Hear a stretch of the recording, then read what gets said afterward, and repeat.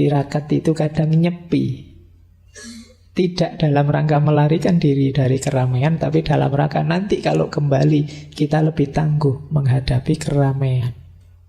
Kadang kita meninggalkan ini, meninggalkan itu, tapi dalam rangka mendapat kemanfaatan lebih besar setelah kita kembali. Kita mungkin tirakat dengan cara sodakoh ini, sodakoh itu, memberi ini, memberi itu. Tapi jangan lupa, ketika kita melepas banyak hal, kita juga mengalami banyak kelegaan. Melepaskan itu kan melegakan. Selama ini kita punya banyak beban, tapi begitu kita lepaskan kan kita lega. Anak-anak muda menerjemahkannya kebebasan. Jadi kalian kadang-kadang berjuang demi kebebasan tapi pelit.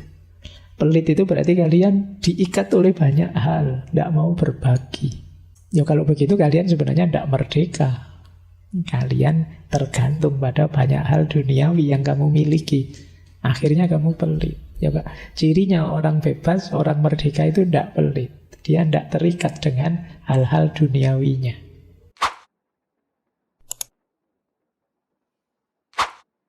Mari kita lanjutkan lagi belajar kita. Kita lanjut lagi ngaji filsafat kita. Malam hari ini kita mulai dengan tema yang baru. Bulan ini kita ada tema yang menurut saya sudut pandang yang berbeda, atau mungkin mudahnya sudut pandang yang unik. Ada cara berpikir yang seperti ini. Jadi bulan ini kita memperkaya perspektif. Siapa tahu ada perspektif-perspektif yang cocok untuk situasi hidup kita saat ini. Siapa tahu ada yang sesuai. Kalau enggak juga enggak apa-apa. Kan sering saya bilang perspektif-perspektif, wawasan-wawasan itu kan ibarat senjata. Semakin banyak koleksi senjata kita, semakin kita siap menghadapi situasi apapun. Nah, diingat-ingat ngaji kita tetap ya, algoritmanya kita belajar bersama. Jadi hanya kebetulan saja kalian malas membaca, saya yang membacakan. Kan itu saja. Jadi saya dengan kalian itu ya akadnya kita ini teman belajar saja ya. Sama-sama belajar.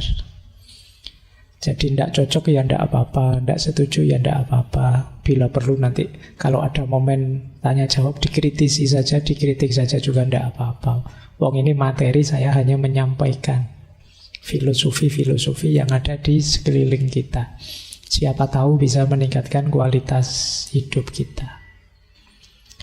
Ya nanti kita di minggu terakhir, minggu kelima nanti ada sesi tanya jawab seperti biasa ya.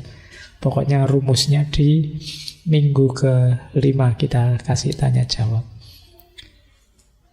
Baik, bismillah. Malam hari ini kita belajar filosofi hidup Jawa, yang mungkin kalau untuk era modern kontemporer teman-teman agak merasa aneh ya. Hari ini kan zaman kompetisi, zaman orang berebut untuk menang. Apalagi tahun depan.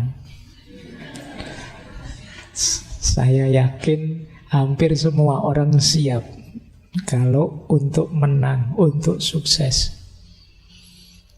Sementara kita di Jawa ada filosofi yang menarik. Berani tidak teman-teman mengambil filosofi ini?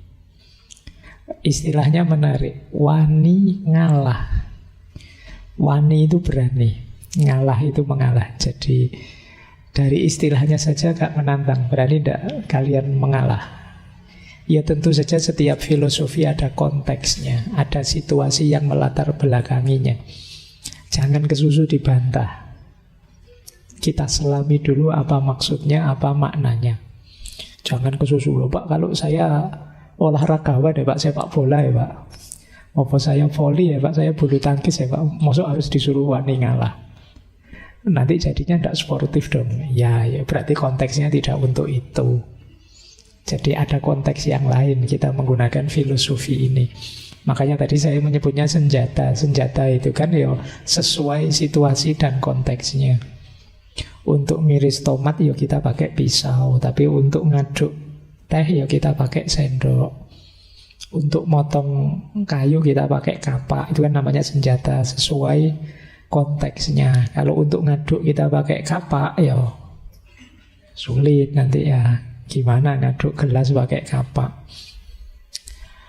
Baik, bismillah, kita mulai belajar kita tentang filosofi wani ngalah ini, yang menjadi salah satu senjata, menjadi salah satu cara pandang dunia bagi masyarakat Jawa. Kita lihat nanti sudut-sudutnya, nanti silahkan teman-teman pahami berarti pasnya untuk apa filosofi wani ngalah ini. Saya awali dari sini. Ini tembang mijil. Istilah wani ngalah dari tembang ini. Tembang mijil itu kalau dalam beberapa sumber disebut yang mengarang tembang mijil itu Kanjeng Sunan Kudus. Nah, tembang ini terkenal sekali. Ini mungkin sayangnya saya tidak bisa mocopatan. Kalau ada yang pintar mocopatan boleh bantu saya membaca tembang ini. Jadi ini salah satu rumusnya orang Jawa untuk hidup mulia. Jadi dedalane guna lawan sekti kudu andhap asor. Wani ngalah luhur wekasane.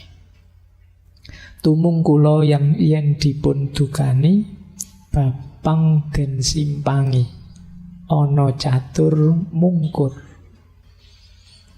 Ini tembang ini mengajarkan kita untuk menjadi orang berguna dan sakti. Dedalane guna lawan sakti yo. Kesaktian di situ udah harus diterjemahkan kalian bisa jalan di atas air atau terbang apa-apa, enggak begitu. Mungkin lebih pasnya sakti itu punya keterampilan-keterampilan, punya keahlian-keahlian. Kalau orang Jawa kan ilmu itu ada hierarkinya. Salah satunya ada kanuragan, ini kasekten. Yang kalau zaman sekarang mungkin penerjemahannya kita bisa apa, punya skill apa, punya keterampilan apa. Kan ada, mungkin pernah saya sampaikan juga ya, tataran ilmunya orang Jawa itu. Yang paling awal namanya kanoman. Kanoman itu kita menuntut ilmu level pengetahuan-pengetahuan dasar untuk hidup. Kalau sudah kanoman nanti baru kanuragan. Keterampilan-keterampilan yang dibutuhkan untuk hidup. Kalau sudah kanuragan nanti ada kadunyan. Kadunyan ini nanti berhubungan dengan karir. Bagaimana kita memenuhi hidup. Nah, kita juga harus tahu ilmunya. Kalau sudah sukses di kadunyan, kita perlu naik juga ke level yang lebih tinggi, namanya kasepuan. Puncaknya keilmuan Jawa namanya kasampurnan. Bandingkan leveling ini dengan kalau di tasawuf itu ada syariat, torekot, hakikat, dan ma'rifat. Ya itu nanti kapan-kapan kita bahas ya. Kalau saya jujuk ke situ kalian nanti tiba-tiba pengen jadi wali. Kita awali dari yang basic dulu, menata mental kita dulu. Antara lain lewat latihan ngalah ini. Jadi dedalane guna lawan sekti. Jalannya kita jadi manusia yang berguna dan sakti. Di situ saya terjemahkan sakti itu berkualitas. Karena keterampilan kita yaitu kudu andhap asor. Dasarnya ini. Andhap asor itu rendah hati, sopan santun. Jadi adab dan akhlaknya dikedepankan. Itu kalian akan jadi orang berguna dan berkualitas. Jadi tidak kesusu sombong, tidak kesusu merasa bisa, merasa besar. Wong apalagi ini masih tahap belajar. Nah, terus rumus pertama itu kudu andhap asor. Rumus kedua, berani mengalah. wani ngalah. Luhur wekasane. Orang-orang yang wani ngalah itu pada akhirnya akan menemukan kemuliaan. Ini nanti ada ureannya panjang tentang wani ngalah ini. Nanti pokoknya diingat-ingat dulu. Berarti caranya jadi orang berguna dan berkualitas itu selain akhlak adab harus berani mengalah. Biar nanti mulia. Maka kata-kata wani ngalah luhur wekasane itu jadi semacam peribahasa, jadi semacam kata mutiara dalam budaya Jawa. Tumung kula yen dipun dukani. Menunduklah jika dimarahi. Ya, dimarahi itu setara dengan dinasehati, diingatkan. Jadi mungkin saja kita tidak cocok, tidak sesuai, tidak pas dengan peringatan-peringatan yang diberikan, kemarahan yang dilontarkan. Tapi jangan bantah dulu. Menunduklah. Jadi ini lanjutannya mengalah. Tadi mengalah itu kan kesadaran bahwa mungkin saja saya salah, mungkin saja saya keliru, bisa saja dia yang lebih cocok dan lain sebagainya. Maka tumung kula yang dipun dukani, babang den simpangi. Kalau ketemu hal-hal yang buruk, angkara murka termasuk, menghindarlah. Jadi kenapa harus dihindari? Ya, jangan nyoba-nyoba, kalian masih belajar. Jangan jajal-jajal, nyoba-nyoba kalau itu jelas sesuatu yang buruk. Pak, saya mau ngetes, saya ini kuat enggak ya menghadapi godaan? Nanti saja kalau sudah sakti. Kalau sekarang jangan. Jadi mungkin kalian nyoba-nyoba, ini loh Pak, kok sekarang rame ya, misalnya opo lah kamu, judi online kah, opo kan sekiranya, mbok jangan nyoba. Simpangi dulu. Kalian masih di tahap belajar, jangan nekat. Jadi itu yang dimaksud babang den simpangi. Ingin tahu saja kok Pak, ingin ngincipi sebentar rasanya, enggak, ojo, stop, minggir dulu. Jadi itu yang dimaksud babang den simpangi. Kalian belum tangguh. Baru termasuk yang terakhir, ono catur mungkur. Ada pembicaraan, maksudnya pembicaraan yang tidak perlu minggir saja juga. Mungkur itu menjauh. Jangan ikut-ikutan, apalagi kalian bukan ahlinya. Tidak ngerti bidang itu, tidak tahu duduk permasalahannya, bisa kamu mungkur saja. Hari ini kan semuanya terjun, masuk ke wacana yang dia tidak paham, tidak ngerti. Yang penting ramai Pak. Kadang-kadang TikToknya cuma 1 menit, komentarnya ratusan, ribuan. Kadang-kadang bisa puluhan ribu, apalagi isu-isu sensitif. Semua orang ingin ikut ngomong. Baik yang ahlinya maupun yang tidak ahlinya. Yang ahlinya sih mending, yang tidak ahlinya itu loh, kalian ngomong apa? Kadang-kadang mancing-mancing masalah, memang iseng. Nah, kalau di sini dinasihati, kalau ingin jadi orang berguna dan sakti, ono catur mungkur, minggir dulu, bukan apa-apa, biar nggak nambah masalah. Kita ini masih di tahap belajar. Nanti kalau sudah ahlinya, kalian masuk dengan mantap memberi solusi. Karena kalau yang bukan ahlinya masuk dengan mantap, akhirnya nambah masalah. Kadang-kadang barang tidak ada apa-apa, begitu kalian komen sekarang ada masalah. Kamu komennya, wah salah fokus saya dengan ini, wah akhirnya fokusnya ganti, terus rame. Nah, ayo kita belajar malam hari ini kita belajar salah satunya saja ya, wani ngalahnya. Ini kalau diomongkan pendek, simple, tapi dijalankan tidak gampang. Karena hari ini mental kita itu mental pertandingan. Siapa kalah, siapa menang. Rebutan. Sekedar tempat duduk untuk ngaji ini kan kalian juga rebutan tuh. Mesti nomor 1 dipilih yang ada sendenannya.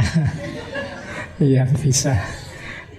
Oke, baik, kita mulai ya. Itu filosofi wani ngalah ini jadi berat untuk dijalankan kalau mentalnya seperti itu. Nah, kita mulai begini. Kita awali dari dasar filosofinya.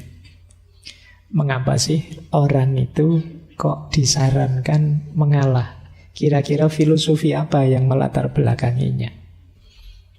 Yang pertama, orang Jawa punya filosofi, ini dulu pernah kita bahas juga, memayu hayuning bawono. Mengidealkan hidup kesemestaan yang harmonis. Tidak saling nabrak, tidak saling balapan, apalagi saling jegal. Kalau bisa hadir kita, itu kalau diterjemahkan letterlek itu, memayu itu memperindah, mempercantik. Mempercantik hayuning bawono, indahnya alam semesta. Bawono itu sudah indah, kehadiran kita semoga menambah indahnya atau menegaskan keindahannya. Dan itu sulit kalau mindset kita mindset menang kalah. Mindset kita harus mindset harmonis, saling mendukung, saling menguatkan. Jadi kalau jegal-jegalan, ya akhirnya kita relakan saudara kita jelek, saudara kita buruk, saudara kita jatuh. Yang penting aku kelihatan baik, aku kelihatan unggul. Atau balapan, atau saling jegal. Nah, di titik ini maka filosofi wani ngalah tadi jadi relevan. Jadi yang ada di pikiranku adalah kenyamananmu, kebahagiaanmu, ketentramanmu. Engkau juga begitu. Itu akhirnya yang terjadi apa? Bukan saling jegal, tapi saling mengalah. Sampaian dulu, Anda monggo sampean dulu, tidak enak saya. Nah, jadi hidupnya jadi tidak kemerungsung. Kita yakin bahwa saudara kita tidak akan mengkhianati kita, yang sana juga begitu. Orang bisa saling mengalah itu pasti diawali saling percaya. Dan didasari oleh mindset untuk memayu hayuning bawono. Kita ingin harmonis. Yo ini nggak usah jauh-jauh dengan sesama yang senusantara, dengan saudaramu sendiri, temanmu sendiri, bahkan pasanganmu sendiri. Yo harus punya cara pandang ini. Kalau tidak ada yang mau ngalah, itu kan sama dengan tidak ada yang mau berkorban. Semua ingin mengambil keuntungan. Kalau yang ada ini berat sekali hidup kita. Kita akan serba curiga dengan siapapun yang ada di sekeliling kita. Akhirnya cara pandang kita jadi negatif, penuh prasangka. Jangan-jangan saya nanti dikhianati, jangan-jangan saya dicurangi, jangan-jangan teman saya cuma ingin memanfaatkan saya saja. Terus pikiran kita begitu, tidak tenang. Jadi basic filosofi yang pertama, mengalah itu ya memayu hayuning bawono. Biar hidup ini indah. Kalau nyaman, tentram, saling mendukung, saling menguatkan, tidak saling rebutan tapi saling berbagi, saling memberi, saling mengalah, itu indah, harmonis. Ya meskipun yang kayak gini enak kalau diomongkan, diceramahkan. Ya, begitu kalian turun, mbok nanti balik ke kampus saja kan sudah mulai kompetisi. Kalian masuk kelas sudah mulai lirak-lirik. Ini temanku kemarin dapat A atau dapat B ya. Yang sudah mau seminar sopo ya, yang sudah mau lulus sopo ya. Kamu terus begitu. Hidupmu dikejar-kejar terus, kompetisi. Nanti begitu lulus ganti, kamu lirik kiri lirik kanan. Yang sudah nikah sopo ya.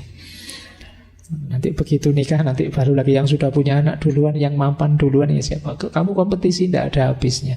Sampai nanti usia tua 60-an, 70-an, kamu juga masih lirik-lirik. Ini yang mati duluan sopo ya. Loh, kapan kamu istirahatmu, menikmati hidupmu, tiap hari kompetisi. Baik, yang kedua, ini juga termasuk yang diomongkan enak tapi kita sadar tapi tidak operatif. Kesadaran bahwa kalau sudah rezeki, ya tidak akan pergi dari kita. Hidup ini kita masing-masing sudah ada jatahnya. Jadi kesadaran ini kalau ada dalam diri kita, mengalah itu lebih mudah. Jadi kita tidak akan tergoda untuk berkompetisi apalagi secara curang. Kalau memang jatahku, kalau memang rezekiku, siapapun akan menghalangi, tidak akan bisa. Kalau sudah ditetapkan oleh Allah, ya sudah, kita akan ketemu dengan rezeki kita itu. Loh, ini sudah lama kita tahu teorinya, tapi kita sering tidak sadar dalam praktek hidup sehari-hari. Jadi seolah-olah kalau kita merasa milik kita, jatah kita, merasa dirampas orang, terus kita kumat ndadi kaya kehilangan apa. Padahal kita tahu kalau itu jatah kita, ya pada akhirnya akan kembali ke kita. Ini filosofi kedua. Semoga nanti tidak ada yang tanya. Kalau gitu kita santai saja ya Pak, males-malesan saja ya Pak. Ada pikiranmu mesti ke situ nanti. Nanti dulu kita pahami pelan-pelan. Baik, jadi tapi kan kita menerima kalau saya bilang hidup kita ini masing-masing sudah ada jatahnya. Sampai di sini dulu saja, jangan ditafsir aneh-aneh. Kalau oke, berarti kita lebih mudah untuk bisa mengalah. Tapi kalau mindset kita tidak bisa Pak, jatah itu ya harus kita rebut. Hidup ini rebutan. Siapa paling aktif dia dapat paling banyak. Ya tidak tahu lagi kalau mindsetnya berbeda. Makanya bulan ini saya kasih judul cara pandang yang berbeda. Ini yang kedua. Yang ketiga, ini nyambung memayu hayuning bawono tadi. Orang Jawa itu sangat mengutamakan solidaritas sosial. Kerukunan, keguyupan itu jadi nilai yang sangat diutamakan. Itulah kadang-kadang ada orang kritik, wah orang Jawa itu kok seneng basa-basi ya, kalau di depan senyum, tapi ya karena mereka lebih mengutamakan keguyupan. Jadi tidak apa-apalah ada yang ganjel, tidak apa-apa saya ada tidak enaknya, tapi jangan sampai kebersamaan ini pecah. Nah itu yang menyebabkan kadang-kadang orang kritik begitu tadi. Nah kalau kita filosofinya kebersamaan, nanti tabrakan dan saling jegalnya mesti agak berkurang.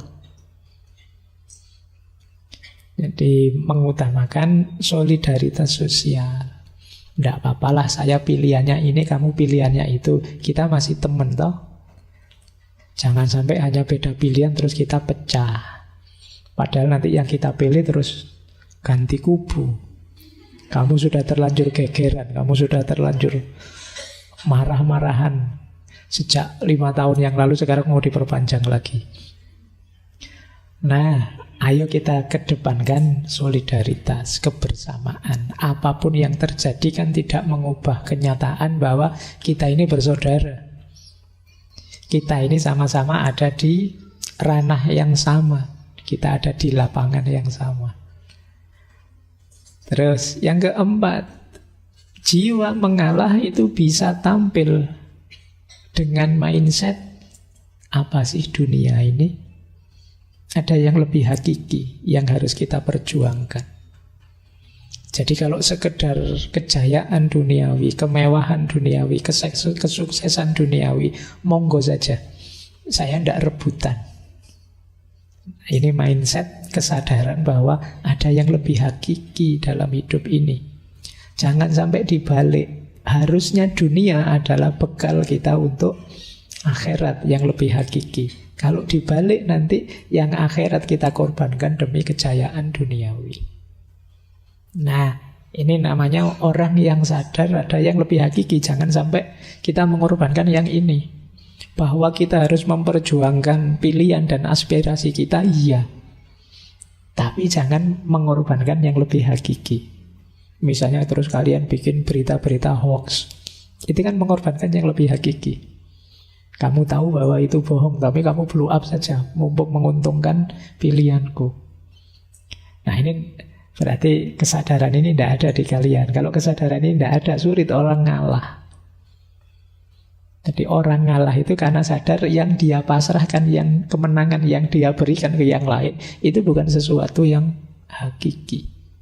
Monggo sajalah kalau cuma uang, kalau cuma ketenaran, kalau cuma kejayaan, kesuksesan duniawi, monggo saja. Saya ndak kemrungsung untuk rebutan di situ. Nah ini kesadaran akan yang lebih hakiki. Kemudian ini juga kuat di Jawa, rasa malu dan harga diri. Malu kalau saya ini kelihatan kemerungsung sekali, kelihatan semangat sekali mengajari yang duniawi. Nah ini rasa malu. Nah, malu saya kalau masih tergoda dengan yang itu, malu saya. Malu ini sebenarnya kelihatan sederhana, tapi kalau dalam dunia tasawuf ini makomnya tinggi. Orang bisa jadi orang baik itu antara lain karena masih punya rasa malu. Pingin sih ya korupsi, tapi malu nanti kalau ketahuan betapa jatuh hancur semuanya. Nah, ini rasa malu. Boleh nanti kalau ada yang pingin nulis tesis ya, malu sebagai solusi pemberantasan korupsi misalnya. Nah, karena orang kalau sudah tidak tahu malu itu sulit direm. Yang bisa ngerem merasa dalam dirinya sendiri, rasa malu tadi. Makanya dalam tasawuf itu ada makom namanya muraqabah. Makom muraqabah itu makom seseorang yang merasa diawasi terus oleh Allah. Karena merasa diawasi terus oleh Allah, maka dia merasa tidak nyaman, malu kalau melakukan yang buruk-buruk. Jangankan yang buruk-buruk, yang tidak pantas saja kadang juga malu. Kenapa? Sadar bahwa Allah selalu lihat saya. Meskipun di kamar sendirian, tidak satu pun orang tahu. Tapi kan Allah tahu ya, malu nanti. Meskipun tidak ada CCTV-nya, tapi CCTV-nya Allah kan selalu on. Nanti di akhirat diputer. Malu kita ya kalau dilihat. Nah, ini rasa malu. Rasa malu ini menguatkan kita untuk tidak terlalu diburu, digoda oleh dunia sehingga kita mudah untuk mengalah. Jadi ini basis filosofinya. Yang terakhir, kenapa orang Jawa mudah mengalah? Karena dalam tradisi dan cara pandang Jawa, manusia itu disarankan memperbanyak tirakat. Jadi ini menarik. Tirakat itu semacam, kalau ada yang pahit dan yang menyenangkan, saya pilih yang pahit dulu demi kesenangan yang lebih panjang. Itu logikanya orang tirakat. Seperti orang puasa. Saya punya uang sih, makan sehari 3 kali bisa, tapi saya milih puasa saja, biar nanti bisa buka puasa. Ini tirakat. Tidak apa-apa kamu menang dulu. Kalau kamu kemerungsung sekali ingin dapat, monggo, saya terakhir saja. Ini kadang-kadang dalam konteks tirakat. Bisa sakti dan lain-lain tadi itu ya jalannya tirakat tetap. Ya istilah tirakat mungkin dekat dengan bahasa Arab, meninggalkan. Jadi meninggalkan kan bukan berarti tidak punya. Saya punya, cuma saya hindari dulu. Itu tirakat. Saya masih ingat dulu saya pernah menjelaskan ini, tapi lupa di sesi apa. Jadi ini logikanya orang tirakat. Jadi jangan hanya dimaknai menyiksa diri. Pak, enggak zamannya Pak tirakat itu Pak. Sekarang fasilitas hidup banyak, ngapain tirakat-tirakat segala. Enggak, tirakat itu adalah latihan. Dalam rangka apa? Ya biar kualitas diri kita tambah meningkat. Orang itu kalau sudah latihan kan terus tambah tangguh. Latihan apa? Latihan tidak tergoda oleh hal-hal duniawi. Tirakat itu puasa, tapi tidak untuk melemahkan diri, tapi demi daya tahan. Ini menarik. Logika seperti ini kalau dalam falsafah Cina ada istilah yin yang. Yin yang itu kebalikannya. Puasa itu kan harusnya lapar, kita jadi lemah. Tapi uniknya puasa itu membuat kita tambah kuat, daya tahan kita tambah hebat. Sama seperti melekan. Melekan tapi dalam rangka nanti kalau kita tidur bisa lebih nyenyak. Nah ini menarik logikanya. Sakit tapi demi lebih sehat. Dalam hidup ini banyak kita harus milih sakit dulu untuk lebih sehat. Jogging itu kan capek, sakit, tapi kan biar kita lebih sehat. Minum obat itu kan pahit, tapi kan demi lebih sehat. Kalian menghindari minyak-minyak itu kan pahit. Wong minyak itu gurih, enak. Apalagi daripada ndak makan nasi, mending, karena kamu sering begitu, ndak nasi, ndak gorengan, ndak itu kan sering menyiksamu. Tapi dari sakit ketersiksaan itu melahirkan kesehatan. Jadi sunnatullahnya orang hidup itu begitu. Ya yang tidak mau sakit, ya nanti akhirnya panen penyakit. Yang bisa menahan rasa sakit sementara, dia akan sehat sampai ke depannya. Ini logika semacam yin yang. Hidup ini memang bolak-balik seperti itu. Baik, jadi kalau kalian tidak bisa dicegah kenikmatan sesaatmu, ya siap-siap kamu akan dapat sakit jangka panjang. Tapi kalau kamu bisa mempuasakan dirimu sebentar, menahan ini, itu, yang itu sebenarnya tidak enak, menyakitkan, tapi kamu dapat kesehatan yang jauh lebih panjang. Ini logikanya orang tirakat. Masuk kalian tirakat, ninggal gorengan saja tidak kuat. Ya dikurangi lah, kalau biasanya sehari gorengannya sak piring, ya nanti jadi setengah piring. Atau jangan digoreng, dikukus saja seperti kata. Ya, kan itu lebih sehat. Jadi yang penting ini kalau bahasa agama ini semacam sunatullah. Ya sunatullahnya orang hidup memang begini. Kalian menerima atau tidak. Tirakat itu kadang nyepi. Tidak dalam rangka melarikan diri dari keramaian, tapi dalam rangka nanti kalau kembali kita lebih tangguh menghadapi keramaian. Kadang kita meninggalkan ini, meninggalkan itu, tapi dalam rangka mendapat kemanfaatan lebih besar setelah kita kembali. Kita mungkin tirakat dengan cara sedekah ini, sedekah itu, memberi ini, memberi itu. Tapi jangan lupa, ketika kita melepas banyak hal, kita juga mengalami banyak kelegaan. Melepaskan itu kan melegakan. Selama ini kita punya banyak beban, tapi begitu kita lepaskan kan kita lega.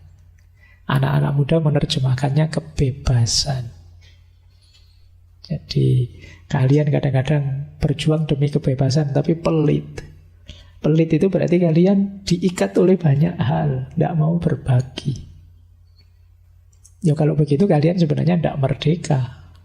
Kalian tergantung pada banyak hal duniawi yang kamu miliki. Akhirnya kamu pelit. Ya Pak, cirinya orang bebas, orang merdeka itu tidak pelit. Dia tidak terikat dengan hal-hal duniawinya. Baik, jadi mengalah di antara filosofinya adalah tirakat. Dalam rangka melatih diri kita. Nah, sekarang kita belajar simbolismenya. Ada dua simbolisme yang sering dipakai untuk menjelaskan kenapa kita harus mengalah. Yang pertama simbolisme bumi, dan yang kedua simbolisme tandur. Kita belajar yang bumi dulu ya. Bumi ini banyak sekali dipakai simbol, termasuk dipakai oleh Semar.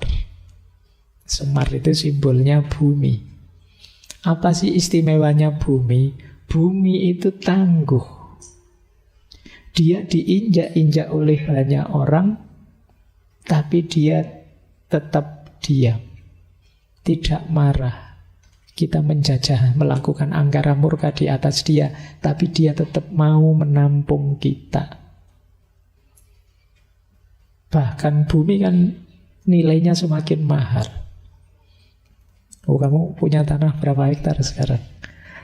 Dan tanah itu kan tiap tahun tidak sekedar naik harganya, tapi ganti harganya.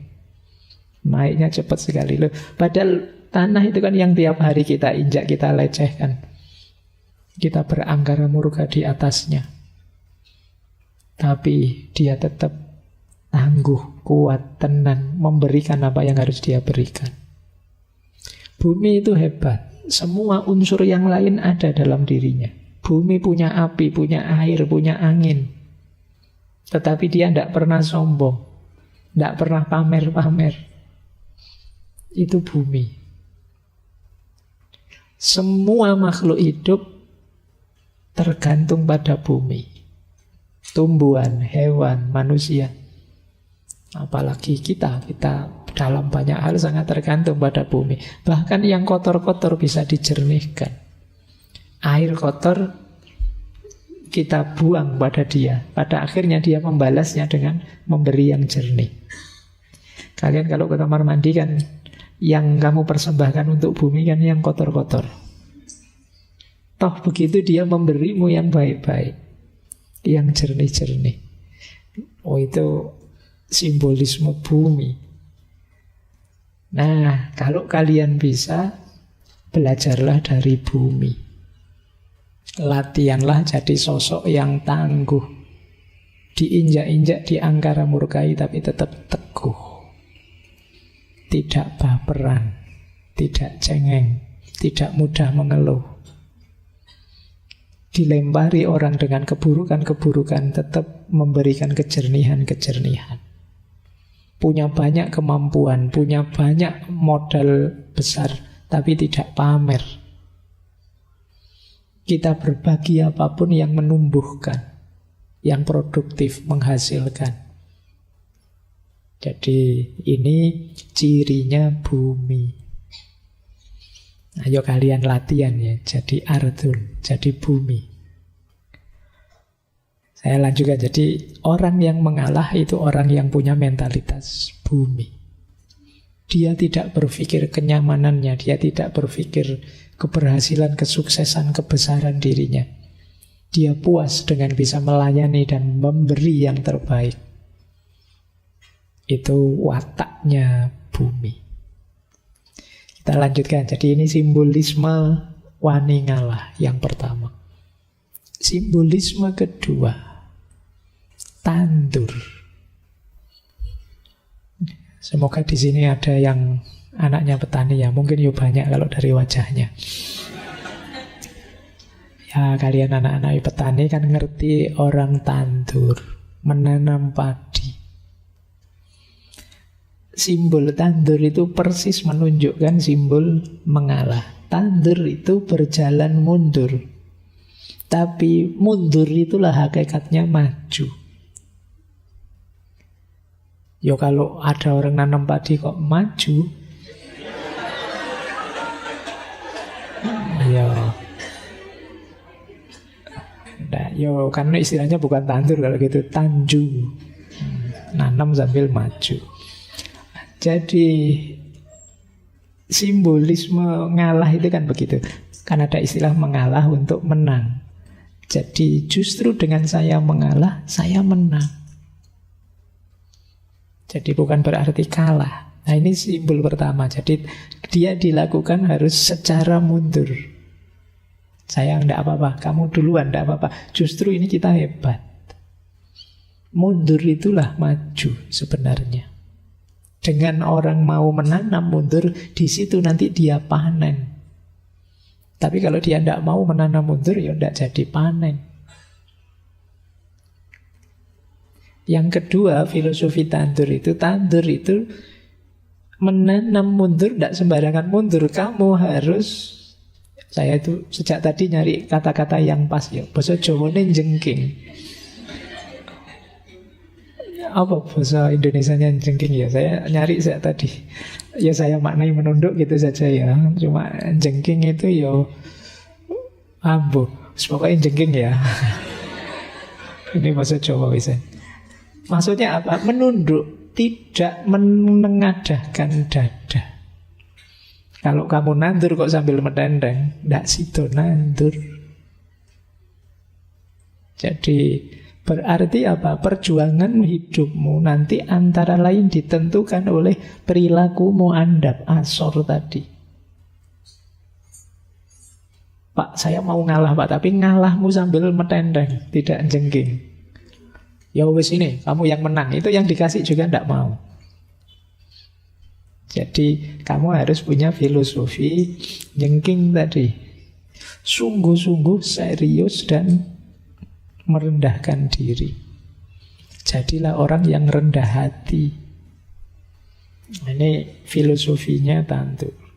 Dan menarik, dalam aktivitas menanam padi itu terkandung pola hidup religius. Petani itu kan ikhtiarnya hanya dalam aspek menyemai, menanam, memupuk, menyiangi. Setelah itu selesai. Tinggal menunggu ketetapannya Allah apakah nanti panennya bagus atau jelek. Persis dengan jalan hidup kita. Setelah ikhtiar maksimal ditetapkan, setelah itu kita pasrah, tawakal dan ridho apapun yang diberikan oleh Tuhan. Nah ini filosofi tandur. Jadi Untuk memahami ngalah ada dua filosofi yang sering dipakai sebagai simbol, yaitu bumi dan tandur. Ya, bolehlah nanti teman-teman latihan ya tandur itu. Boleh sekedar rekreasi, kan sekarang banyak desa-desa wisata itu menyediakan fasilitas kalian latihan tandur itu. Bukan apa-apa, coba rasakan capeknya. Tidak usah banyak-banyak, kamu berapa baris saja nanti rasakan capeknya. Saya tidak jamin kalian kuat setengah bagian saja dalam waktu sehari. Mesti kamu ngundang tukang pijat setelah itu, kalau tidak biasa. Nah, semoga yang malam hari hadir masih ada yang ingin jadi petani. Jarang sekali ya anak-anak hari ini yang masih minat jadi petani. Padahal dulu waktu kita belajar beberapa filosofi-filosofi besar dunia, termasuk Zoroastrianisme, itu kan di situ dijelaskan profesi paling mulia itu petani. Jadi, loh Pak, kok bukan guru Pak? Iya Pak, guru juga susah kalau tidak ada nasi, nggak ada makanan. Jadi tetap penopang semuanya itu petani. Jadi ayo kalian, semoga masih ada tetap yang maulah untuk, yo ndak harus kalian sendiri yang nandur, tapi ngopeni dunia pertanian.